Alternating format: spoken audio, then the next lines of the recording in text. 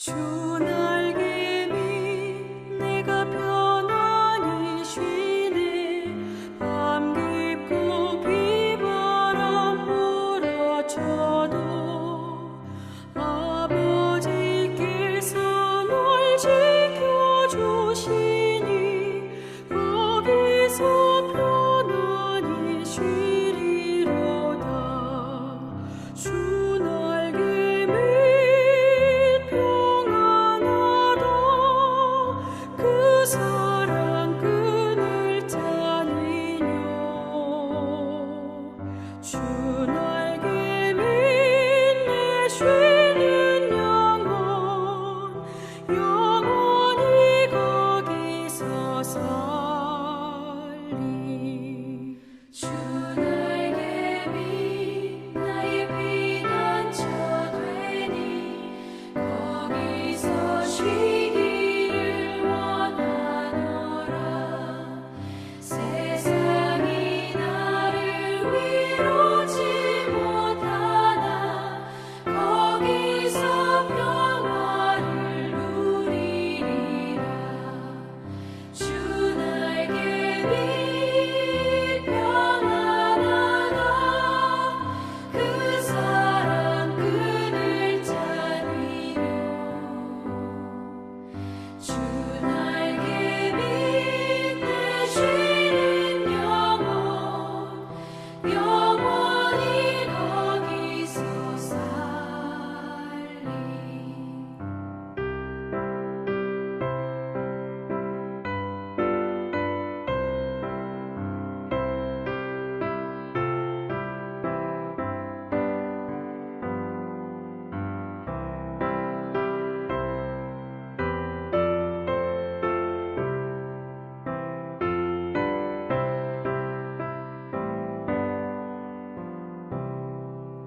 주 날개 밑 참된 기쁨이 있네. 고달픈 세상 길 가는 동안 나 거기 숨어 돌보심을 받고 영원한 안식을 얻으리라. 주 날개 밑 평안하다. 그 사랑 끈을 짜니요. 주 날개 밑 내 쉬는 영혼 영원히 거기서 살리.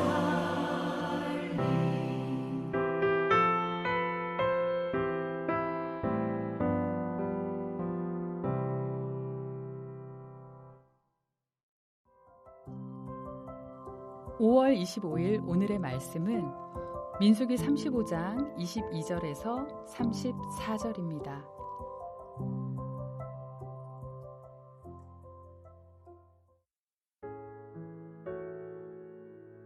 악의가 없이 우연히 사람을 밀치거나 기회를 엿봄이 없이 무엇을 던지거나 보지 못하고 사람을 죽일 만한 돌을 던져서 죽였을 때에 이는 악의도 없고 해하려 한 것도 아닌즉 회중이 친자와 피를 보복하는 자 간에 이 규례대로 판결하여 피를 보복하는 자의 손에서 살인자를 건져내어 그가 피하였던 도피성으로 돌려보낼 것이요.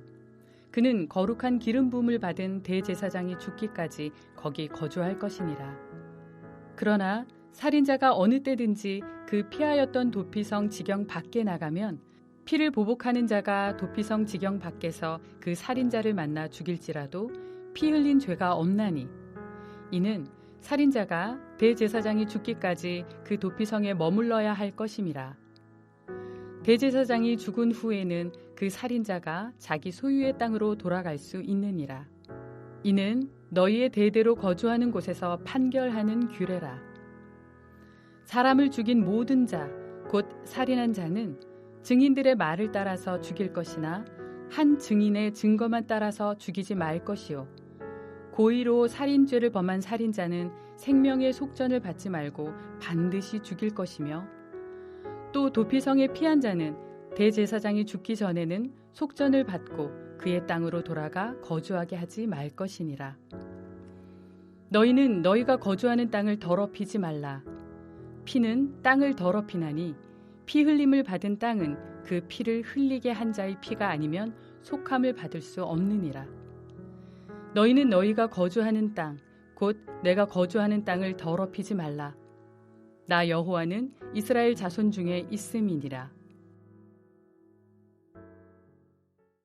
한평생 말씀 묵상을 통해 하나님의 풍성한 사랑과 은혜를 경험하는 여러분이 되시기를 주님의 이름으로 축복합니다.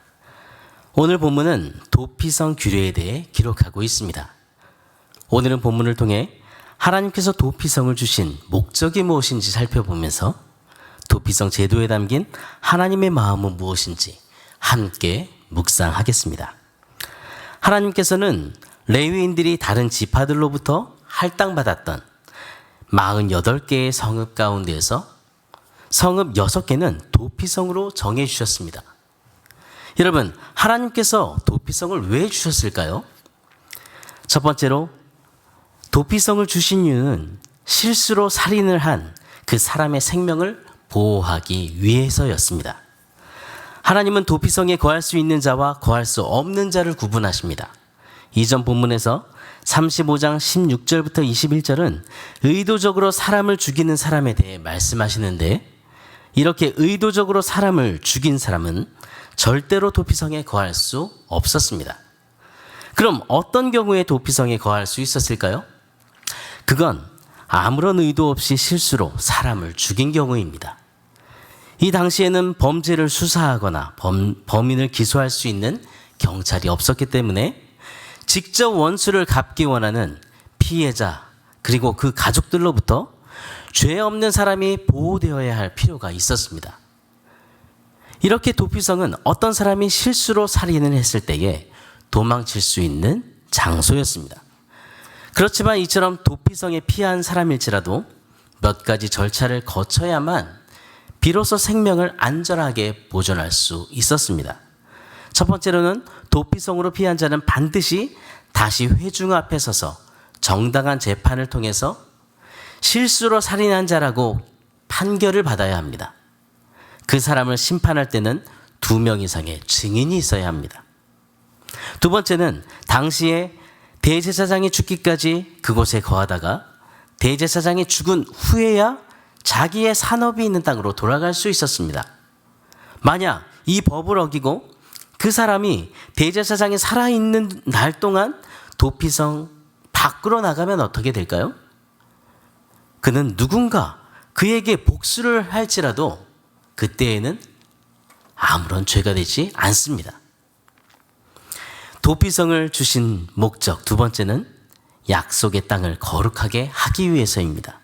여러분, 땅이 더러워지는 경우는 살인, 우상숭배, 음란, 하나님의 언약을 파기하는 때 등 이러한 죄를 저질렀을 때입니다. 이렇게 살인 그리고 땅, 이것은 밀접한 관계가 있고 사람을 죽이는 것은 하나님의 거룩한 땅을 더럽히는 행위입니다. 여러분, 사람들의 생명은 너무나 귀합니다. 어떤 경우이든 하나님의 형상대로 지은 사람을 죽이는 것은 생명의 근원이신 하나님을 모독하고 창조 질서를 파괴하는 것, 그리고 땅을 더럽게 하는 범죄입니다. 본문 34절에 하나님께서 이렇게 말씀하십니다. 너희는 너희가 거주하는 땅, 곧 내가 거주하는 땅을 더럽히지 말라. 이 말씀은 땅을 부정하게 만들지 말라는 말씀입니다. 그 이유는 하나님께서 그 땅에 거하고 계시기 때문입니다. 이렇게 하나님은 가나안 땅이 하나님이 주신 약속의 땅으로 거룩하게 보존되기를 원하셨습니다. 그리고 하나님의 백성들이 거룩한 삶을 지키기를 원하셨습니다. 이것이 바로 하나님이 도피성을 주신 목적입니다. 하나님은 도피성을 주심으로 실수로 살인한 자에게 피할 길을 열어주시고 그 땅에서 하나님의 거룩을 지키도록 했습니다. 여러분, 예수님은 우리의 도피성으로 오셨습니다. 예수님은 도피성으로 우리의 피할 요새가 되셨습니다. 예수님은 우리의 죄 때문에 받아야 할 모든 형벌과 우리의 연약함 때문에 매일 공격하는 악한 사단의 불화살들을 다 다 막아내는 우리의 피난처가 되십니다. 연약한 우리를 받아주시고 날마다 우리를 보호해 주시는 주님은 우리의 피난처이십니다. 주님은 우리가 이 땅에 거룩한 하나님의 자녀로 살기를 원하십니다. 우리는 예수님께 달려가야 합니다. 여러분은 무엇을 자신의 피난처로 삼고 있습니까? 여러분은 오늘 무엇을 의지하고 무엇을 향해 달려가고 있습니까? 예수님만이 우리의 피난처이십니다. 피난처이신 예수님께 달려가십시오. 만일 예수님께로 피하지 않는다면, 죄인이 도피성을 떠나면 그는 죽음이라는 위험에 처할 수 있듯이 우리는 영적 사망에 이르게 됩니다. 요한복음 5장 24절에 보면 내가 진실로 진실로 너희에게 이르노니 내 말을 듣고 또 나 보내신 이를 믿는 자는 영생을 얻었고 심판에 이르지 아니하나니 사망에서 생명으로 옮겼느니라 말씀하십니다. 여러분, 오직 예수님을 믿을 때 우리의 죄는 용서받게 됩니다. 우리는 심판을 면하게 됩니다. 그리고 도피성의 대제사장은 비록 죽지만 우리의 대제사장이신 영원히 죽지 않으시는 예수님 안에 있는 우리는 영원한 생명을 얻습니다.